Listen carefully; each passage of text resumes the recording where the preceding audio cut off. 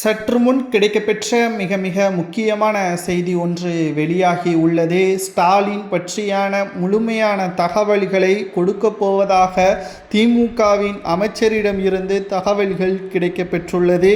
வயதாகிவிட்டது, இனியும் எதையும் செய்ய முடியாது, சிறையில் சித்திரவதை அனுபவிக்க முடியாது, உண்மைகளை கூறி சரணடைந்து விடுவோம் என்பதற்கேற்ப திமுகவின் மிக முக்கியமான அமைச்சராக இருக்கக்கூடியவரிடம் இருந்து தற்பொழுது தகவல்கள் வெளியாகி இருப்பது திமுகவின் அரசியல் வட்டாரத்தில் பரபரப்பை ஏற்படுத்தியுள்ளது.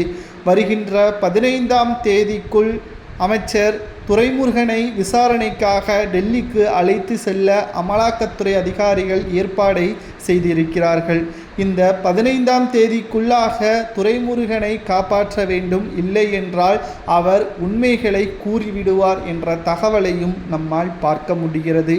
2026 சட்டசபை தேர்தல் நடைபெறுவதற்கு இன்னும் 7 மாதங்கள் மட்டும்தான் இருக்கிறது. ஏற்கனவே பல்வேறு அமைச்சர்கள் மீது கிட்டத்தட்ட 17 அமைச்சர்கள் வரை வழக்குகள் பதிவு செய்யப்பட்டு விசாரணை நடத்தப்பட்டு வருவதாகவும் ஏற்கனவே நேற்று முன்தினம் அதிகாரப்பூர்வமான அறிவிப்புகளும் வெளியிடப்பட்டது. அதிலும் குறிப்பாக திமுகவின் அமைச்சர்கள் மீதுதான் அதிக அளவு வழக்குகள் பதிவு செய்யப்பட்டிருப்பதும் அவர்கள்தான் தமிழகத்தை ஆட்சி அதிகாரத்தில் இருப்பதாகவும் நம்மால் பார்க்கவும் முடிகிறது.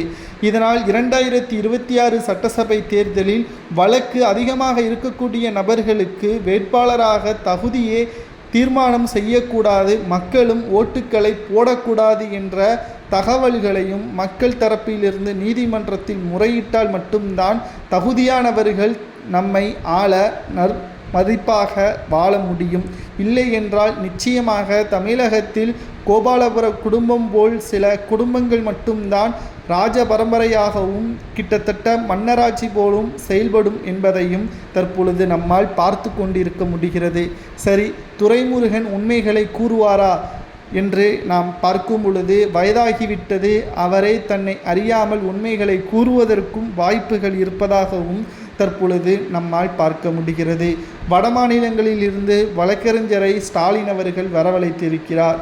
ஏன் தமிழகத்தில் வழக்கறிஞர்கள் கிடையாதா? உங்களது கட்சியில் சிறந்த வழக்கறிஞர் கிடையாதா? ராசா